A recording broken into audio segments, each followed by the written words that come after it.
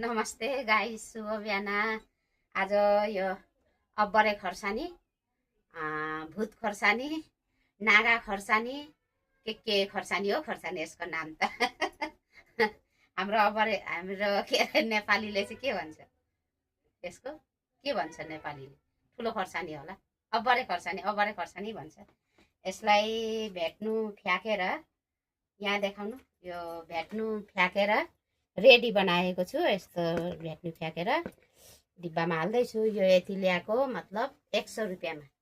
अब यो खोर्सानी सधैँभरि भेटिँदैन, त्यही भएर डिब्बामा हालेर राखिदियो भने सालभरि खानु सकियो र यसरी हाल्दैछु। र साथीहरू, एउटा कुरा भन्नु चाहन्छु, सधैँभरि आफ्नो काममा बिजी रहनु, अर्काको खोजी गरेर कोही फाइदा छैन।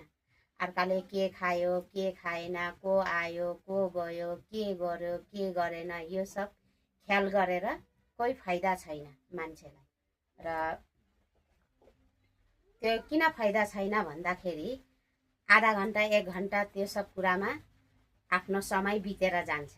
त्यो समयमा आफ्नो घरको काम गर्नु या आफ्नो कारोबार व्यवहार या आफ्नो जब जे पनि छ आफ्नो काम नि, आफ्नो कामलाई ख्याल गर्नु र आफ्नो छोराछोरीको बरु विचार गर्नु, को कहाँ गयो के गर्यो गरेन, त्यो सब आफ्नो छोराछोरीको विचार गर्नु, आफ्नो काम विचार गर्नु। त्यो गरे भने फाइदा हुन्छ।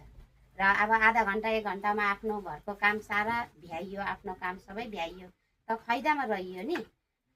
र हाम्रो आमाले भन्नुहुन्थ्यो, आरू हात्तीमा उठेको देखेर आफू धुरीमा नउठ्नु भन्नुहुन्थ्यो। र यो कुरा सही हो। अरूको मकान हेरेर जलन नहुनु, आफ्नो झुपडीमा खुस रहनु। र अरूको घरमा मासु भात पकाएको देखेर लालची नगर्नु, आफ्नो घरको निमक भातमै खुसी रहनुपर्छ। र मैले भन्ने कुरा यही हो साथीभाइ, सबैको लागि भनेको। यो भन्नु कुरा मतलब मेरो छोराछोरीको लागि पनि हो, अरूको लागि पनि हो। र म भन्नु चाहदैछु, र आफ्नो काममा हमेसा ख्याल रहनु, बिजी भइरहनु राम्रो हो। र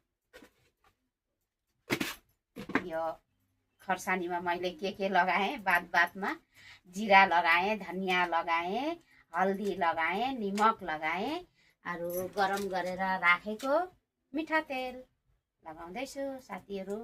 यसरी राखेपछि यो मतलब राम्रो भयो। हर समयमा